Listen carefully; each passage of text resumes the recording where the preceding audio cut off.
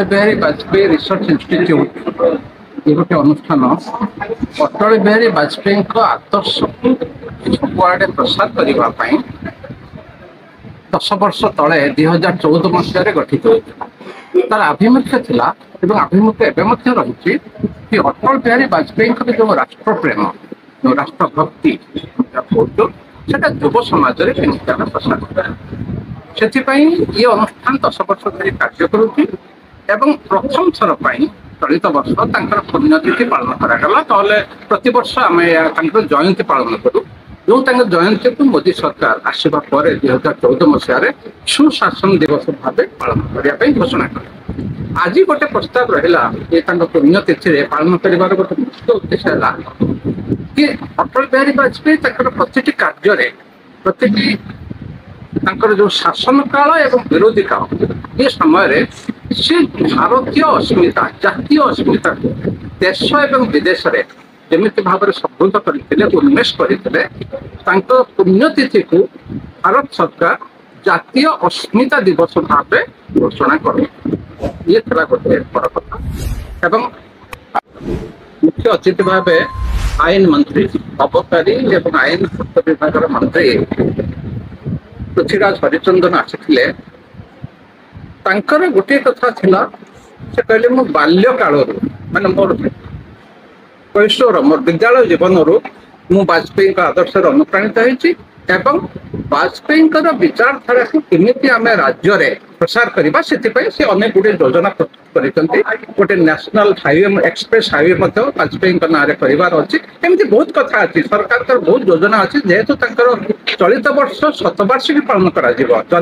जन्म शतवार्षिक तेणु से दृष्टि भारत सरकार एवं राज्य सरकार माने देशर सबु राज्य सरकार माने किसी न किसी नुआ नुआ घोषणा करेंगे किंतु से घोषणा गुड़िक जमी युव समाज प्रति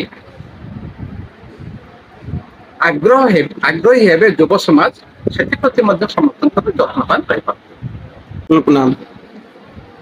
आज जो अनुष्ठान अटल बिहारी वाजपेयी पुण्यतिथि पालन कर अटल बिहारी वाजपेयी रिसर्च इंस्टीट्यूट 10 वर्ष तले या गठित होता 10 वर्ष तले गठित होता या आभिमुख्य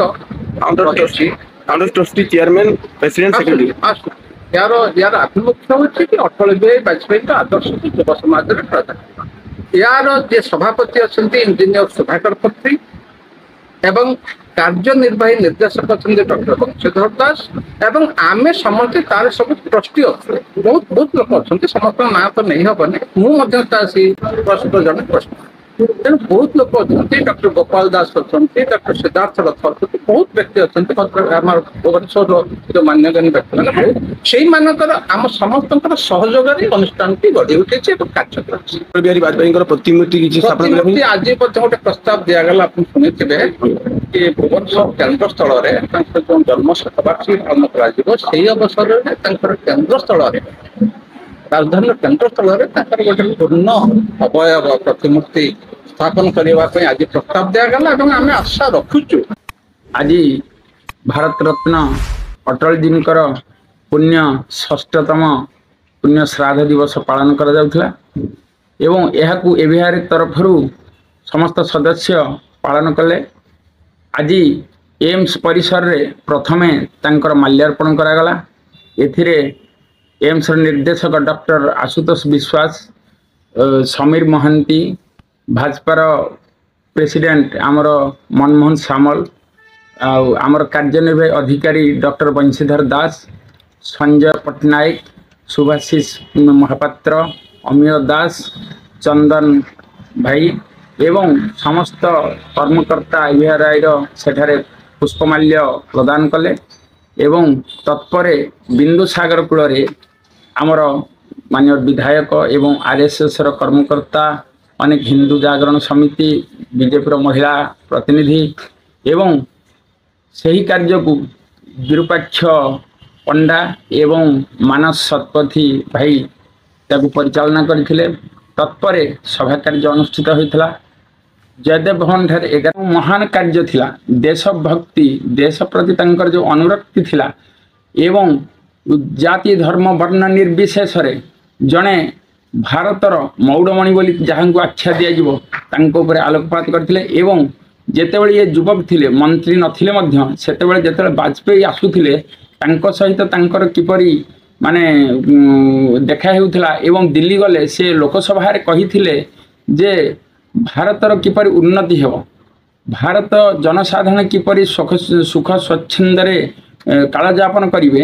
ତାର ସେ ଯେଉଁ ନିଦର୍ଶନ କରିଥିଲେ, ତାର ଯେଉଁ ପରିକଳ୍ପନା କରିଥିଲେ, ଭାରତକୁ ଏକ ସ୍ୱର୍ଣ୍ଣିମ ରାମ ରାଜ୍ୟ ପ୍ରତିଷ୍ଠା କରିବାର ଯେଉଁ ଅଙ୍ଗୀକାରବଦ୍ଧତା ଥିଲେ ତାହା ଉପରେ ଆଲୋକପାତ କରିଥିଲେ। ଧନ୍ୟବାଦ। ମାନ୍ୟବର ଓଡ଼ିଶା ସରକାରଙ୍କର ମନ୍ତ୍ରୀ ଆଇନ ଅବକାରୀ ଏବଂ ପୂର୍ତ୍ତ ବିଭାଗର ମନ୍ତ୍ରୀ ଶ୍ରୀଯୁକ୍ତ ପୃଥ୍ୱୀରାଜ ହରିଚନ୍ଦନ ମହୋଦୟ ପ୍ରଦୀପ ପ୍ରଜ୍ୱଳନ କରିଥିଲେ। ତତ୍ପରେ ପ୍ରାକ୍ତନ ନ୍ୟାୟାଧୀଶ ଉମାଶଙ୍କର ମିଶ୍ର ମହୋଦୟ ସମ୍ବିଧାନ ଓ ଆଇନ ପ୍ରଣେତା ବିଷୟରେ ଆଲୋକପାତ କରିଥିଲେ। ମନ୍ତ୍ରୀ ମହୋଦୟ ବାଜପେୟୀଙ୍କର ଅନେକ ଗୁରୁତ୍ୱପୂର୍ଣ୍ଣ ବକ୍ତବ୍ୟ ପ୍ରଦାନ କରିଥିଲେ। ତାଙ୍କ ସହ ନିଜର ଅନୁଭୂତି ମଧ୍ୟ ବାଜପେୟୀଙ୍କର କିଛି ଆମକୁ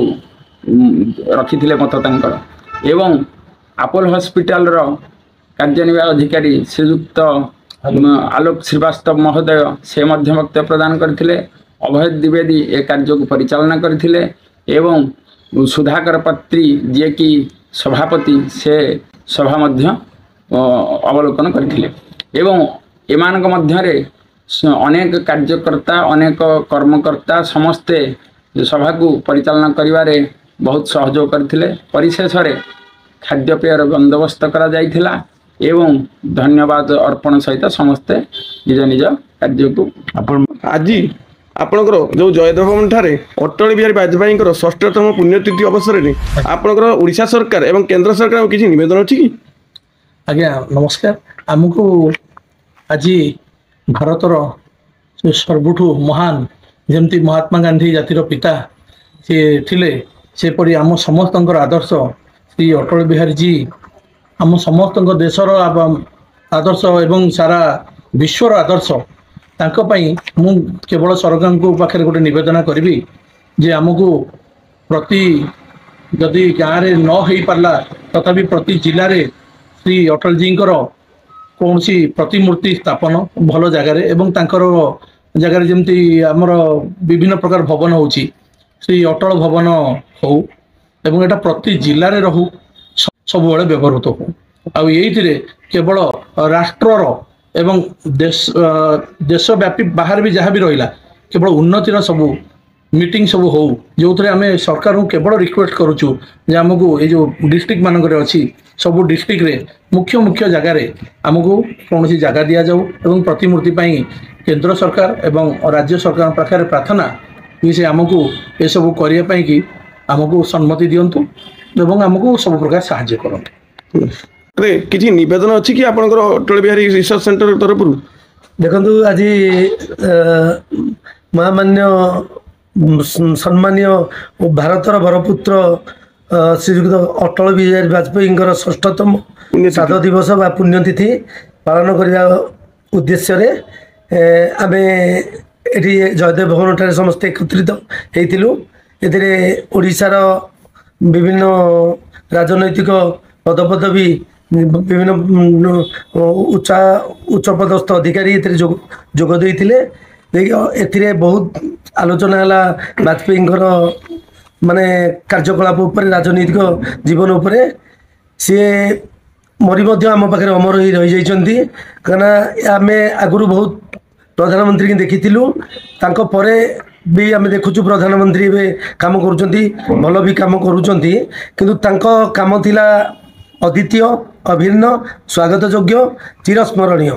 ଆଉ ସେ ମହାପୁରୁଷ ଯାହା ଚିନ୍ତା କରିଥିଲେ, ସେ ଯଦି ଆଉ କେଇ ଦିନ ଆମ ଭାରତ ବର୍ଷର ନେତୃତ୍ୱ ନେଇ ଆଗକୁ ଶାସନ ଭାର ମୁଣ୍ଡେଇ ଚାଲିଥାନ୍ତେ, ଆଶା କରୁଛି ଆମେ ଯେଉଁ ଚିନ୍ତା କରିଛେ 2047 ମସିହା ମାନେ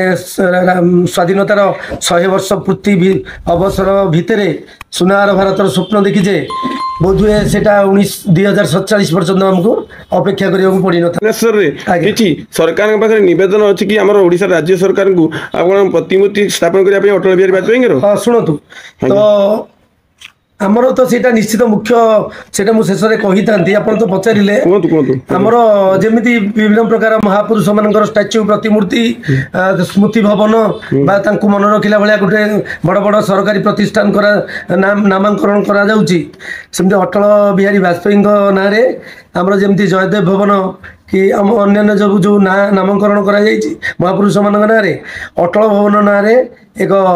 ଭବନ ନିର୍ମାଣ ସରକାରଙ୍କ ପ୍ରୋତ୍ସାହନ ଦ୍ୱାରା ରାଜ୍ୟ ସରକାର କେନ୍ଦ୍ର ସରକାର ଏଥିପ୍ରତି ଧ୍ୟାନ ଦେବେ ବୋଲି ଆମର ଅନୁରୋଧ ରହିଛି।